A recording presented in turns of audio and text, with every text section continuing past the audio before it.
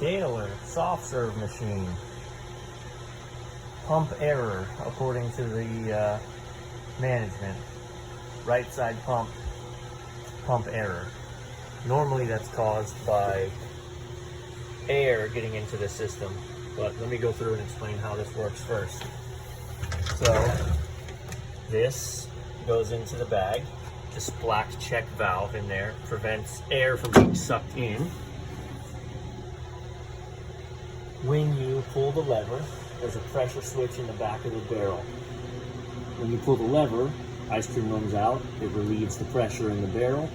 That pressure switch turns on the pump, so the pump runs in this direction. There's wheels here pinching closed on that hose. It pumps around, runs through here.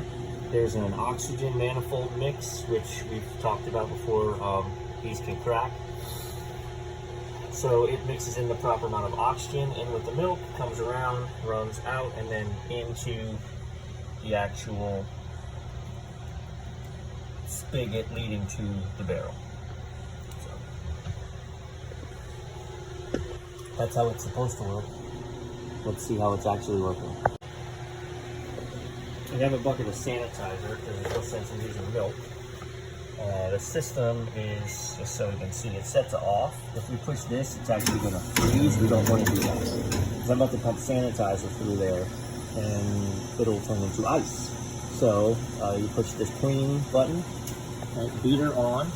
That'll turn on the actual beater in there, keeping it turned up. That's what we want. And I'm going to turn the pump on. So we're going to turn the pump on. This is dry.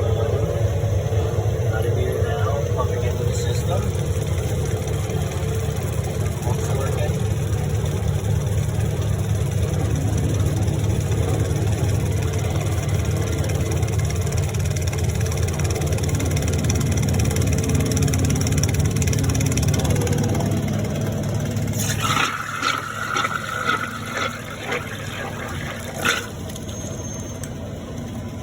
Working out what's in there.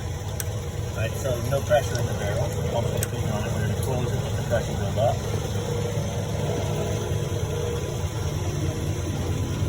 Here, they can refill our water bottle.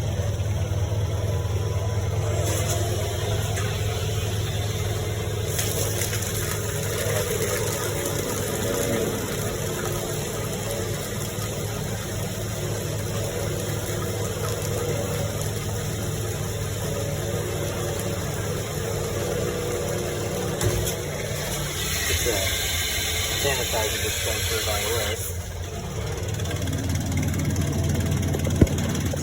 I'm going to do something else while this is doing this. See if I can get in. There we go. To do the actual readings. So the left pump is at 49 psi. The right pump is at 20 psi.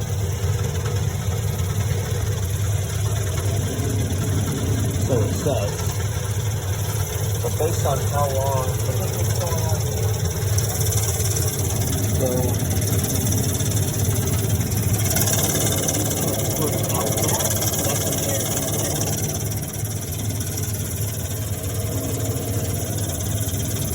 I wonder if I have plenty of pressure here,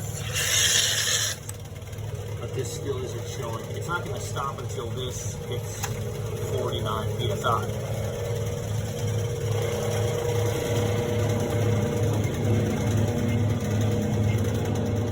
I'm wondering if, because I think it's overpressured. I think it's overpressured, the barrel's full, and the pressure sensor isn't turning it off. Which means the pressure's backing up in the barrel, coming back to here. Pressure's fighting this backwards, and then by design, I'll take this off and you can see, this is what holds its pressure in place, okay? You see how it squeezes the hose? If these hoses aren't changed every month, then this doesn't seal properly. But this hose was changed yesterday. I talked with the manager about it. They're called red line hoses, smiley face hoses, because they're designed to be set up, and you can see the red line all the way across to make sure the hose doesn't get twisted. If the hose gets twisted, it won't seal properly. So the fact that it's coming out here the pressure is too high and it's coming back through here. I think it's fighting its way through this hose, and then it's got nowhere to go but here and here. Path of least resistance. They also said it blew that out yesterday, and that's going to blow out once pressure becomes very high coming this direction. So I did grab a rig to test my hypothesis, so I'm going to get it hooked up and we'll be back.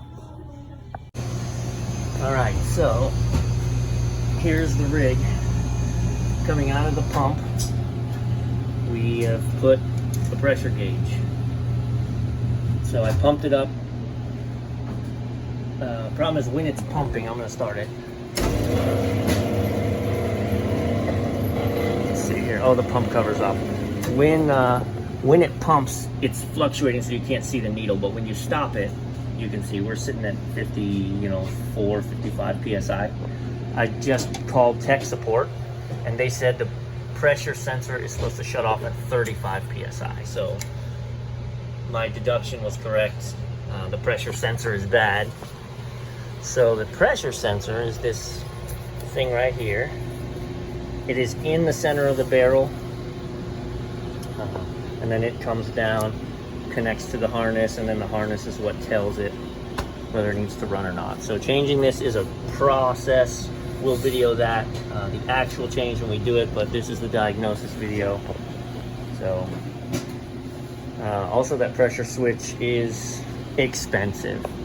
It's like $700 for this pressure switch, which is out of warranty, but is what it is. So we're concocting, actually, is there a way, if you think about it, so this is a pressure gauge, right? Is there a way to put an inline pressure switch? If I had the equivalent of a high pressure cutout right here, that at 35 psi, shut the pump off, we would be accomplishing the same thing probably with a $30 or $40 pressure switch instead of $700. But I do have a pressure switch on site, so we will get into that another morning. So there you go.